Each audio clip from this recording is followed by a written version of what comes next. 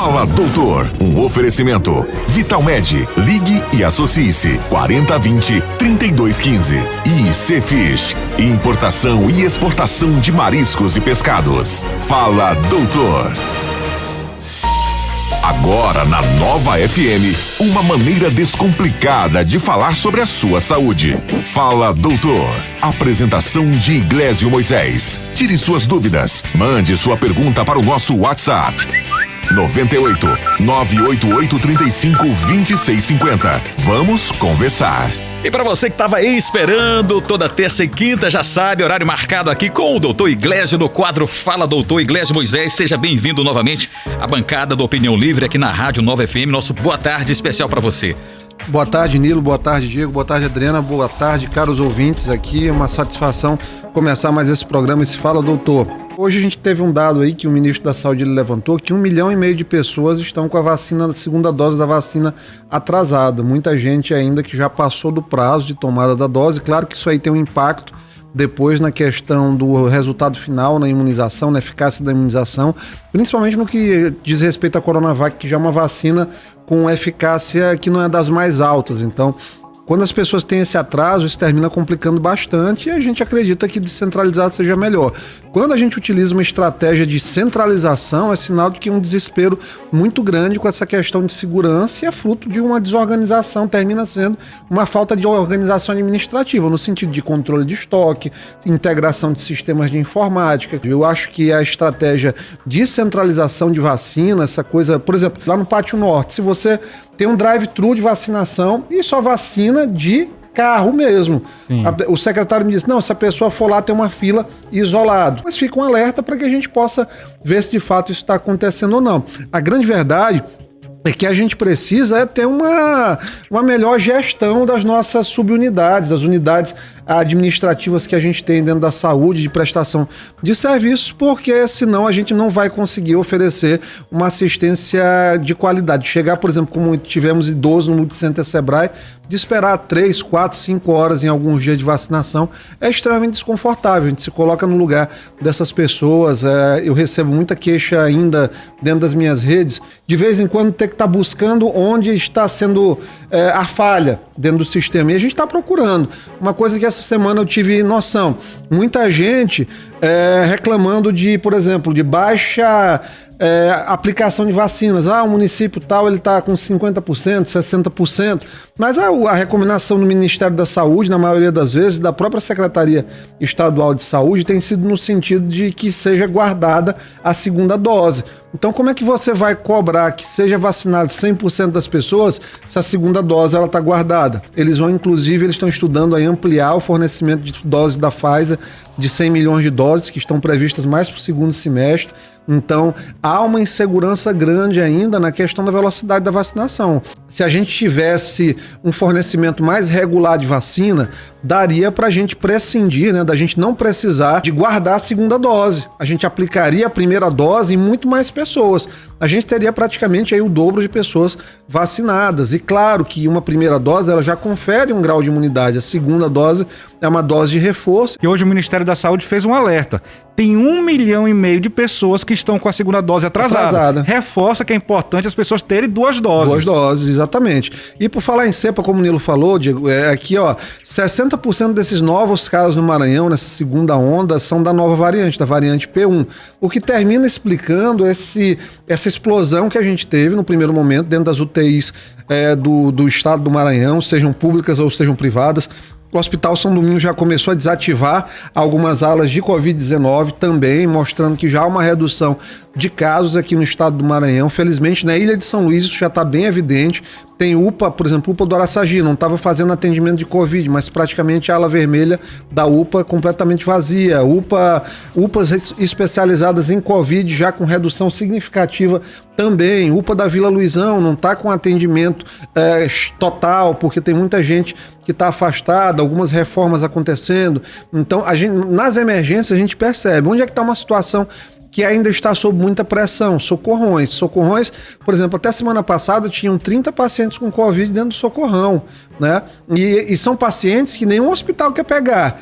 E ali naquele hospital pequeno, que termina sendo subdimensionado para as necessidades de atendimento, termina sendo muito arriscado do ponto de vista de transmissão da doença. Então, precisa que toda a rede de saúde, estadual, federal, ela abrace essa coisa de dar fluidez a esses pacientes que estão dentro do socorrão. Precisa que o município tenha ajuda nesse momento, porque, claro, né, a gente tem a noção que em 3 meses e 10 dias aí, 3 meses e 12 dias, ninguém consegue construir um novo hospital de urgência e emergência, mas é uma bandeira que a gente carrega há muito tempo aqui, precisa de fato ser construído um hospital municipal, de gestão municipal de urgência e emergência para, de fato, desafogar essa estrutura hospitalar. Iglesio, já tem alguns parlamentares falando em um movimento para fazer o São João. Você não acredita que pensar em São João, em aglomeração, neste sentido, poderia piorar novamente a situação do combate ao coronavírus aqui no estado do Maranhão? Olha, São João, apesar da gente reconhecer a importância,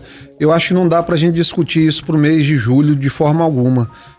Eu acredito que a gente tem abril um ponto de estabilização da curva, maio um ponto de começo de descenso da curva, de fato, junho estabilização da curva. Então a gente saindo de um pesadelo como esse que a gente viveu no primeiro semestre, a gente lá tentar no final fazer festa, aglomeração, ensaio de toda sorte, dificuldade de fiscalização, que a gente sabe que tem, por exemplo, o braço fiscalizatório do poder público, ele não consegue estar presente em todas as reuniões de festas dentro da ilha de São Luís, no estado do Maranhão. Então a gente não tem efetivo policial para isso, a gente tem que ter noção de que é tempo de adiamento mesmo, e se for, infelizmente, mais um ano sem São João, a gente tem que se conformar com isso. A gente ouve muito falar da politização no combate à pandemia do coronavírus. Você não acha que já está na hora de dar um basta nisso tudo e pensar que do outro lado da ponta estão seres humanos que estão morrendo diariamente?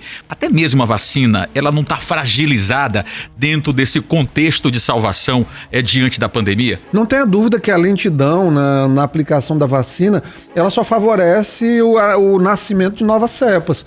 Se a gente passar um ano vacinando, a gente vai ter novas cepas elas desenvolvendo, enquanto tem gente aí que está criando imunidade.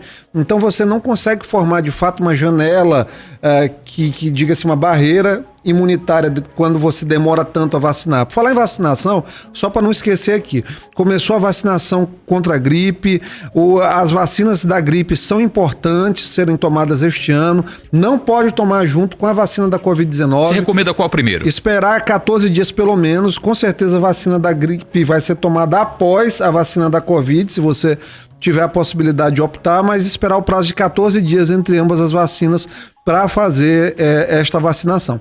Início da campanha, né, a meta de vacinar 2.393.971 maranhenses, pessoas do grupo alvo. Vacinação vai seguir até julho. Primeira etapa, de 12 de abril a 10 de maio. Crianças de 6 meses a menores de 6 anos, gestantes, puérperas, povos indígenas e profissionais de saúde. A partir de 11 de maio, idosos maiores que 60 anos e professores da rede pública e privada. Terceira etapa vai começar em 9 de junho até 9 de julho. Pessoas portadoras de comorbidade, deficientes, caminhoneiros, trabalhadores do transporte coletivo, força de segurança, trabalhadores portuários, forças armadas, adolescentes e jovens de 12 a 21 anos e população carcerária. Locais de vacinação são as unidades básicas de saúde de todo o município. Por que é tão importante vacinar contra a gripe nesse momento? Para que a gente consiga não ter confusão entre as doenças. A Covid-19 ela pode começar a manifestação como uma gripe comum e depois ela terminar como uma doença muito mais grave, e aí você pode nesse momento pensar que está frente a uma gripe simples e mais adiante ser a Covid. Então, se você conseguir vacinar a população, reduzir essa transmissibilidade da gripe, é um problema a menos para a gente ter na hora de diagnosticar. Tá atrasado? Tá atrasado. A vacinação contra a gripe era para ter começado muito, muito antes. A gente, desde fevereiro, devia estar fazendo essa campanha. Tivemos um atraso significativo. Agora, eu só para concluir aqui, tem um ouvinte que está perguntando qual seria a ordem melhor para a imunidade da pessoa. Fazer primeiro, esperar a vacinação, fazer logo da Covid e depois 14 dias fazer contra a gripe, ou então fazer, se houver a possibilidade de se vacinar contra a influenza primeiro e depois contra o Covid, também não tem problema. Vai vacinar, se tiver possibilidade de vacinar antes contra a Covid, é contra a Covid sem dúvida, né? Então, Fica o alerta, as pessoas devem procurar a vacinação, ficarem atentos ao calendário. Vai uma vacinação aí, Diego, descentralizada, como você me perguntou no começo, que vai conseguir atingir muito mais pessoas rapidamente, claro, com muito menos perda de tempo da população. Nilo, queria comentar aqui a situação dos ônibus também. Os coletivos continuam lotados, a gente tem mostrado isso, tanto os de São Luís quanto os expressos metropolitanos. Recebi fotos de terminais de integração e ontem no expresso metropolitano também, que teriam sido tomadas medidas no sentido de melhorar isso aí. Não tem resultado prático, muito cheios ainda os ônibus, lamentavelmente. A gente já solicitou todo tipo de providência cabível do ponto de vista legal, de medidas sanitárias, e vou continuar reforçando isso. A gente não pode esquecer. O Diego está me mostrando aqui uma foto agora aqui de um ônibus, olha aqui. De um ouvinte, é o Pinto da Vila Janaína. Pinto da Vila Janaína, um abraço, Pinto. Lotado, as autoridades...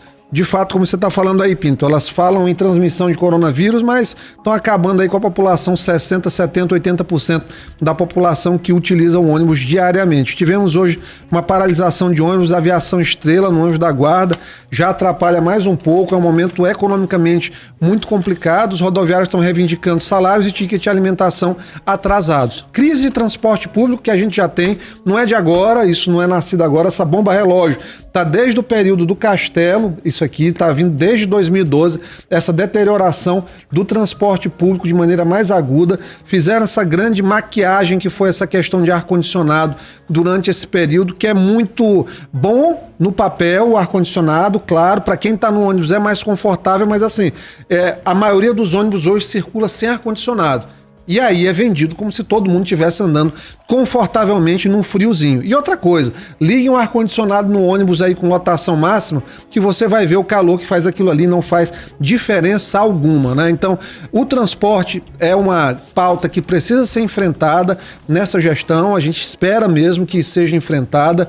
Lamentavelmente, foram 8 anos em que foi jogada a coisa para debaixo do tapete, a sujeira, não está se falando do ponto de vista de ilegalidade, mas de enfrentar o problema mesmo. Qual é o problema? Transporte público precisa de financiamento. Se não tiver financiamento, subsídio, ele não consegue hoje ser de qualidade, porque a gente tem que manter uma passagem em níveis baratos para a população, para as pessoas terem o direito de ir vir. A gente já paga numa passagem hoje cara e a gente tem muita dificuldade. Você que quer saber como está a percepção dos usuários hoje no transporte público, a gente publicou nas nossas redes um vídeo mostrando os depoimentos. Você que não acredita no que a gente está falando, veja o desespero aí no perfil do Instagram, @Iglesias, do usuário do transporte público hoje aqui em São Luís. A população não quer saber se a prefeitura do seu município ou se o governo do seu estado está querendo se vangloriar. A população quer entender o quê? Quais são os pontos a serem considerados para não ter transmissão da Covid-19? Qual a medicação que ela toma? Qual a unidade que ela deve procurar no caso de sintomas? Quais são os exames que ela deve fazer? O que ela tem direito dentro de uma unidade de saúde? É isso que o cidadão e a cidadã maranhense, ludovicense, todas as pessoas que nos escutam agora, eles querem saber. Ninguém está mais interessado nesse tipo de publicidade que é autoelogiativa, não dá mais.